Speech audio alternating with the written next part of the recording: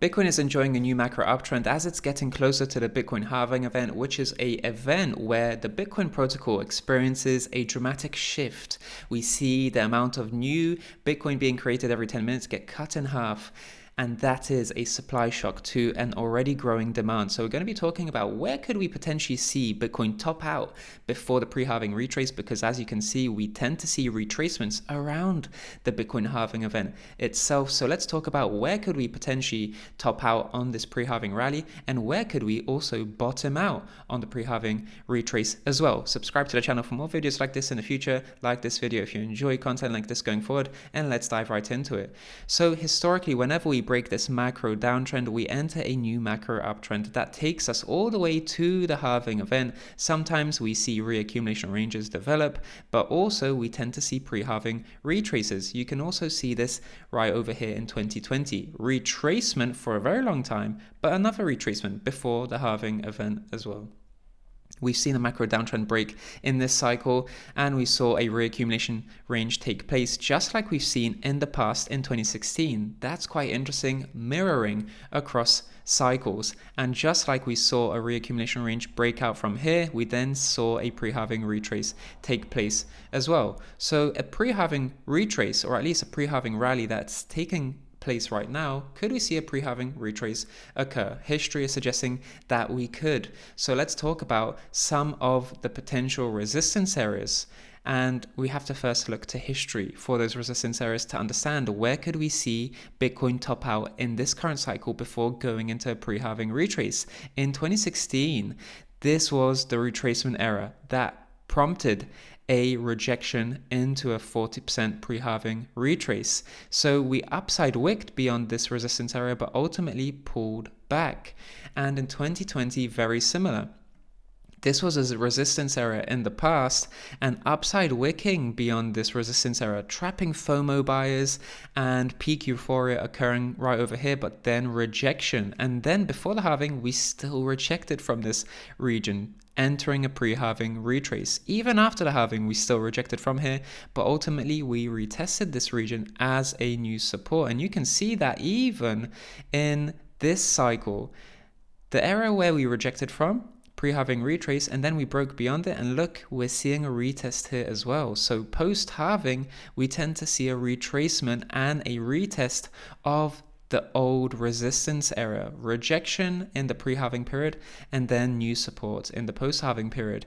Once again, rejection in the pre-halving period and then support in the post-halving period. So where could that be in this cycle? Well, this is the major rejection area, and we're seeing price break beyond here quite nicely. But the point here is upside wicking in the past, upside wicking in the pre-halving period. Are we going to see pre-halving upside wicking in this cycle? Is it going to happen? We've seen it happen many times in the past. If we do see that happen, history will repeat, and we'll see a pre-halving retrace going into the halving event, which now, of course, leaves only two resistances, major resistances from which we can reject in this cycle. It's this one, it's either this one, and it could be this one. A monthly close beyond here would invalidate this resistance area and turn it into a support before the halving.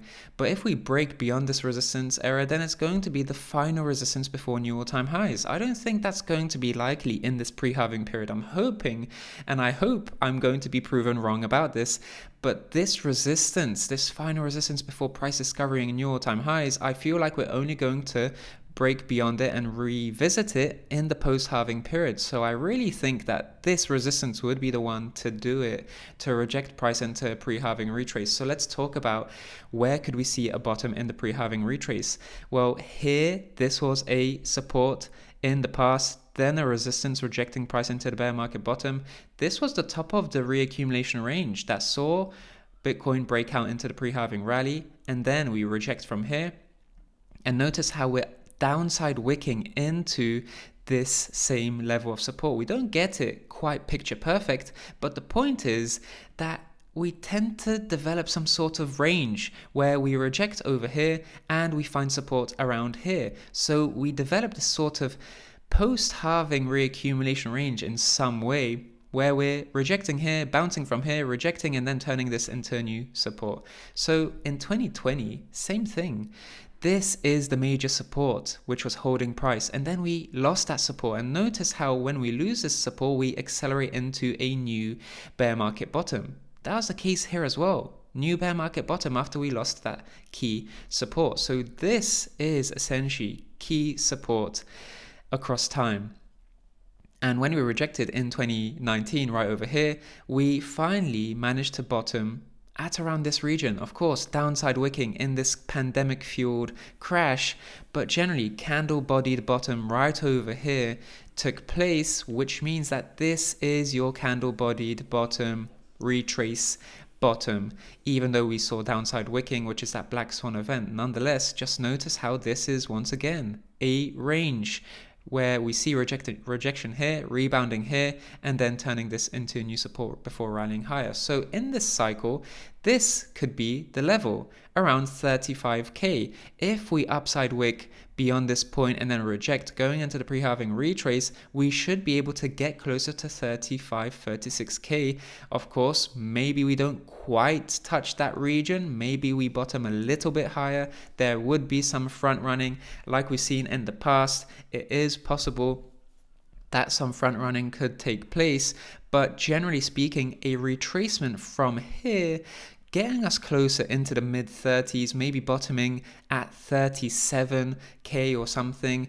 If we were to reject at this current price level of around 52,300, rejection into the 37k, that would be approximately 29% rejection. And that is quite similar to the rejection that we saw in 2016.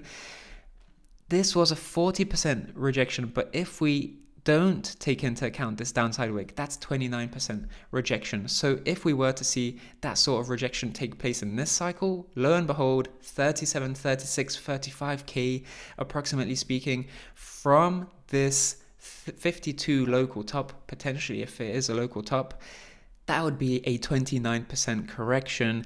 I don't think we're going to get that deep. However, downside wicking into with the intent of touching this level, but never actually picture perfect touching it. Maybe we do get into the 40, maybe we could downside wick. It really depends where this local top is going to be, because it's not quite yet clear where we've local topped, but 34k is that generational level that tends to be a key support across time.